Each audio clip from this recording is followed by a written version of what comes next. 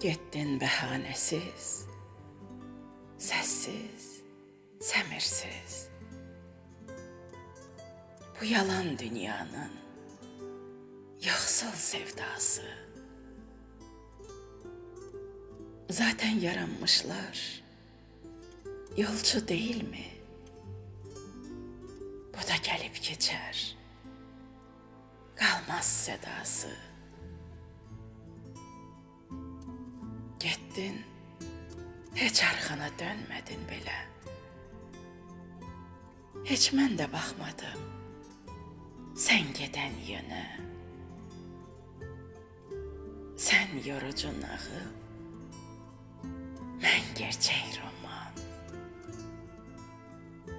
Gedenler yol iste,